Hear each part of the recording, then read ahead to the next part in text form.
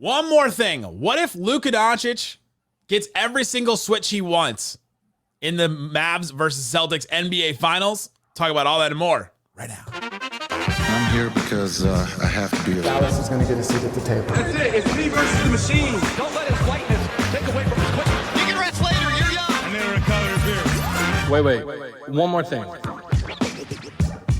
Yeah, welcome. You're still locked on to the Dallas Mavericks. My name is Nick Angstadt, media member and your best friend covering the Dallas Mavericks on the Locked On Podcast Network, your team every day. Today's episode is brought to you by LinkedIn Jobs to help you find the qualified candidates you want to talk to faster. Post your job for free at linkedin.com/LockedOnNBA. That's linkedin.com/LockedOnNBA to post your job for free. Terms and conditions apply. And joining me, you didn't know we could have people on the One More Thing, but I do. I got Reggie Adetula, who is loving the One More Thing intro music. What you got for me, Reggie? This is funky, man. I love it. I mean, it's a good time. It's a good time. We got funky music. Right? We got finals basketball. What's not to love? What is not to love about that? So we'll talk about, I've got a bunch of what if statements where we'll talk about what if Boston gives up every switch to Luca? What if Luca has to defend every switch on defense? What if Daniel Gafford can't play? What if Lively isn't ready? What if he is ready? We'll talk about all those. We'll get into them. Let's start with this. I did the crossover with John Corrales, and we talked about how the Celtics intend to guard Luca, or how Corrales thinks that the Celtics are going to guard Luca. And he thinks that they're going to give up switches just like they did in their regular season matchups. The first statement, Reggie, is what if Boston gives up every switch for Luka Doncic? It's a very good question. And for Boston, you've got to be thinking, if you're Joe Mazzulla and the rest of that coaching staff, you are uniquely built to handle that. I think 4 out of 5 options, you feel pretty good about that. The problem is Luka Doncic is patient enough and capable enough to get to that 5th one, which means, hey, Kristaps Porzingis, hey, Al Horford, step up to the podium. Like, I think it's just going to be the Mavericks are going to have to be very deliberate in hunting. And once they hunt that matchup, I don't know if there's anybody in the league that I feel more capable of attacking a matchup in those ways than Luka Doncic. And so if the Celtics are going to give that up, you're going to have to hope that in the course of switching, that it takes enough time that you're going to run down the clock and make it so that Luka Doncic doesn't have as much time to operate in those instances, but he's going to get to that matchup. And I don't know if I love that, because Kristaps Porzingis, we've seen him try and do that. That doesn't work all that well. Al Horford is a little bit better, but how old is he at this point? Like, and I'm not saying that as a slight. He's just not going to be 37, an ancient man, an ancient That's man. right. A wonder in these worlds. Yeah, no, he's just not going to be as capable of doing the things that you would imagine to try and slow down this superstar in Luka Doncic. So you get to the mismatch and you go to work, I think is what happens. If they're giving up the switch, I mean, he's going to have every single Celtic on his hip, just like he had Jaden McDaniels. I mean, every single time. And I just don't think that is a viable way to defend Luka. They will eventually send doubles. They'll eventually send traps. And then the Mavs have to figure it out after that. And like you said, the Celtics team defensively is very well set up and suited to defend, to double Luka, to trap Luka, and then to recover and to figure out where they have to go after that. They have athletes. They have great defenders. They have their 2 guards are all defensive players. They both made all defense, Derek White and Jrue Holiday. The problem with that, though, is those are not the 2 guys you put on Luka or that you want to guard Luka, because they're just too small. Yeah, but I think one of the things that we know, and we've seen this over the course of Luka's career, but this playoffs has, really accentuated it. Length isn't what bothers Luka's strength. Those guys have, I guess, more deceptive strengths than their positions would belie. Although, they're not in the strength class of a Lou Dort, but they're a little bit stronger. So fair enough, right? Maybe Pops Jr., PJ Tucker, right?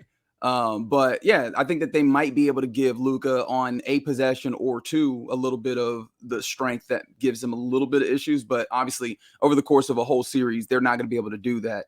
But yeah, I think that ultimately it's going to be incumbent on Luka. Obviously, he'll be able to go at any of these guys. We know his quality. I think it's going to be incumbent on him to work that matchup. We saw that in one of these games against the Timberwolves where they constantly went at Mike Conley. And then the next game, they did not do that. And you saw the distinction in the way that this goes, is working towards those weaknesses. If they're going to switch, that's how you make them pay. And in the playoffs, it's all about, what are you giving me? How can I make you pay? And I think making them pay in a switching circumstance is bringing that center up to the level and seeing what he can do. Yeah, it's going to be interesting. And I think that's the first thing that you look at is how they defend Luka, because then every other kind of domino just sort of falls after that. that to me, again, the same way as the Timberwolves series, Luka is the head of the snake. Like, he is the one that makes everything go. And if they're going to give up every switch, I think that that's definitely something to watch and see if they're going to do that, because Luka will eventually figure that out, and then they'll have to go to something different, and then they'll figure out that too. Right. All right, let's get a little like hyperbolic here. Let's get a little like excited. What if Luka drops 40 4 times? Ooh, I mean, plan the parade. Like, I mean, like, at that point, what are we doing here, right? Unless in that instance, it is just Luka Doncic gets his and nobody else does, and I can't imagine how that happens if Luka Doncic is in that place. Unless it's just a whole bunch of step back in mid range, the likelihood is he's getting to a place in the middle of the floor where those lobs can go up, and of course, we know he's finding his teammates. So if he has 40, I feel like that means something very bad for the Celtics, unless they are also bombing off in a crazy way. And I don't even think I'm saying anything novel. Like, Luka Doncic scoring 40 points is not what you want to see, right? That is not any level of slowing down or stopping or anything to that effect. So yeah, no, that I mean, look, let's go ahead and plan the parade route if you're giving me 4 games with 40 points. It's only been done twice before where a player has had 4 40-point games in the finals. Jerry West did it and Michael Jordan did it. I think they're good. I think those are good basketball players. If Luka does 40 every, like, because Corrales is part of Corrales' plan to guard Luka, or what he said that he thinks the Celtics are going to do, is to allow him to go one-on-one, and Luka can't beat me both with scoring and with assists, and we're going to try to make him work on defense on the other end. Okay, but what if he does? What if he gets 40 4 times? We have not seen Luka get 40 once this whole playoff run. But what if finals Luka is different, and Luka getting multiple days off in between games? What if that is different too? And to me, that's where this came from. I started to think through, well, man, Luka's going to really bring it. He's going to be super motivated, obviously. You know that there's going to be somebody in Boston that's going to, like, shoot their mouth off, and Luka is going to respond to it. I mean, the Timberwolves crowd was the tamest. Maybe Clippers, because the Clippers was most people didn't know there was a basketball game going on there. But no, I don't think the Lakers are playing. Yeah. These uniforms are not purple or yellow. Odd things. What is it? But the Timberwolves crowd was not like a vile, like, hostile environment at all. And he had a guy there that was really going after him and doing the crying sign. And Luka really got motivated by that. So if that happens in Boston, and he gets multiple days off, and he's had this stretch leading up to the finals where he's getting the rest too, and if they're going to give him one-on-one coverage, and if they don't have defenders that are specifically, like, tailored like Lou Dort is to guard Luka the way that he doesn't like to be guarded, then I start to think pie in the sky that way. So my high-end scenario is, what if he gets 40 in every game, or in 4 games? And I think you're right. I think the Mavs win at least 3 of those games because if he's getting 40, I mean, that means he's not getting stopped in any way. The one thing that makes me think of, though, right, is if they're allowing him to go ISO and going, hey, go for what you know in that way, but you're not affecting the game in other ways. The one thing I think about is the other end of the court. Luka Doncic has been phenomenal being able to give effort defensively. What happens if they are making him put out such a severe workload offensively that they go, your defense is diminished to the point where now we can call you to the level and we can see what you do defensively, and then they take him on in that way, and he becomes a weakness in the defense in a way that he hasn't been this postseason.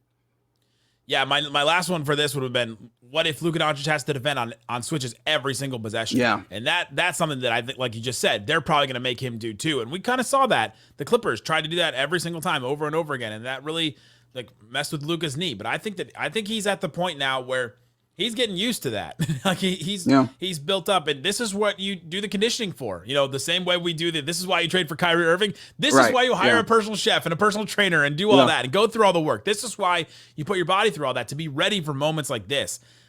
And I think he'll be ready to do that. Now, do I think he'll be ready to defend? Like, I don't even think Tatum and Brown get to the rim the same way that SGA does, like, in that way. And so, like, or even with the speed that SGA is, let's put it that way. That's what Luka struggles with, is the speed of that. And I think that if they're just going to try and herky jerky and maybe, like, do a bump, like, that doesn't bother Luka as much. Do I think Luka's going to shut down Tatum or Brown? No, like, come on. But I think that he can defend those guys and defend those guards a little bit better, and defend Porzingis a little bit better than you would think against some of the players that he's faced in the past couple of rounds. Yeah, I just wonder if that different team offense. Right. I wonder if that half step necessitates, that the showing the extra bodies, and then that creates the space where then the Celtics are doing the thing where they're knocking down shots. And that all starts from maybe the half step of Luka Doncic not being in that same place. But that would require the Celtics to like remain on mission, which has been my qualm with them as a team over the last how long, is that, hey, you know how you guys have length and size and you could probably get to the rim, but you always fade away from shots, like you don't stay on mission? That's going to be something I'm going to be watching. Are they going to have the determination to stay on what should be their mission in the games? That's a great way to put it, to stay on mission, because I joked with Corrales about how they haven't been tested and about how they haven't played anybody, and the only way that they have been tested is by themselves. Like they put themselves in compromising situations in games, and I think that the Mavericks will beat them if they mess around in that way. Sure. I don't expect them to mess around in the NBA finals, but we'll see. Coming up, let's talk about the bigs. I think Daniel Gafford and Dereck Lively are going to be massive for the Mavericks, and especially Dereck Lively. What if he isn't ready? What if he is ready and he's the best big in this series? We'll talk about that coming up. Today's episode is brought to you by LinkedIn Jobs. LinkedIn helps you find the best candidates that are qualified for the jobs you put out. LinkedIn isn't just another job board. They have a vast network of more than 1 billion professionals, which makes it the best place to hire, gives you access to professionals you can't find anywhere else. LinkedIn does it all while making the process easy and intuitive. Hiring is easy when you have that many qualified candidates. It's 1 billion, by the way. That's a lot. So easy, in fact, that 86% of small businesses get qualified candidates within 24 hours. We know that you have so many different hats that you wear if you own a small business, if you manage a small business, if you have a team that you hire for. LinkedIn helps you find the qualified candidates you want to talk to faster, making the job easier and the process simpler. Post your job for free at linkedin.com/LockedOnNBA. That's linkedin.com/LockedOnNBA to post your job for free. Terms and conditions, they do apply.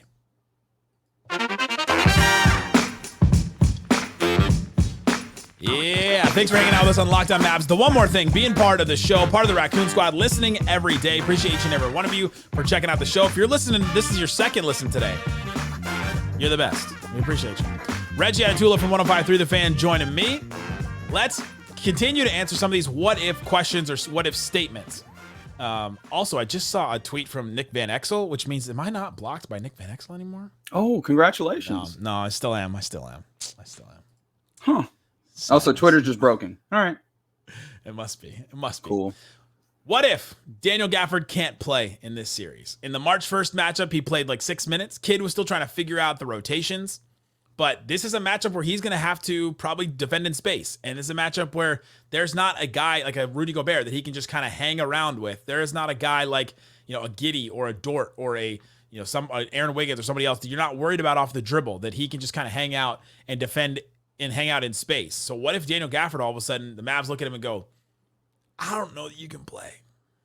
No, I'm just playing. I'm joking. Calm down. Wow. Guys, I'm joking. Guys, please. Hold on. No, but this is why it's beautiful that Maxi Kleber is back on your roster, because that's the guy that you feel comfortable, and we know this coaching staff feels comfortable with his IQ and his ability to be a little bit more mobile of a 5 and still give you some of the other things that you're looking for when you talk about some rim protection, in addition to being able to play 5 out in some ways. So I think that that's what makes it beautiful. Dereck Lively has shown you a certain ability of, mobility, and Maxi Kleber has some of that as well in a way that maybe sometimes Daniel Gafford doesn't. So that's the beauty of having a full 3-man front court room that you believe in to play those 5 minutes. I think that's the beauty of him being healthy again. I kind of think if Porzingis is going to play, I think he can guard Porzingis, and I think that it'll be interesting to see him guard the pick and rolls and see how the Mavs do that. If it's Porzingis setting the screens and if it's him popping out instead of diving or instead of rolling to the rim. I think that's interesting. But I kind of think they need him more on offense than they need on defense, because they still need that advantage. We talked about all year. The Mavs need the advantage of the bigs on offense to get rebounds, to pick and roll, to run that roll gravity that they have, like that verticality. I think they need that even more than on defense. But on defense is where it's going to be an issue, and to see, all right, how can he hold up? How can he play? Can he step out and defend these threes? And he's had a hard time closing out this year, or figuring out where he needs to go out and close. Can they get away with it for like 20 minutes a game? That's what he's been playing anyway. I mean, he really hasn't been playing more than that at this point. So I'm curious at that part. And Gafford's the one that I'm watching early on, especially game 1. I'm zoning in on Gafford to see how he plays, where he sets up, who he's guarding, and all that, because it'll tell us a lot about the series, I think. The weird thing about it though is I feel like I feel the most confident in Jayson Kidd to make that decision whether he needs to be on the floor or not. He seems to have done a pretty good job when guys are ready to play in these series or guys are not ready to contribute to for you, pulling them off the floor when they need to be, and then reinserting them when they do need to. Like I have a lot of confidence in Jayson Kidd in this series, and it kind of feels wild to be able to say that out loud.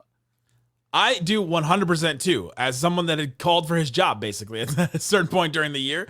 That's Nick, by the way, not Reggie. Just I Nick. feel confident in his ability to make that decision too, because can we give Kidd credit for one thing real quick?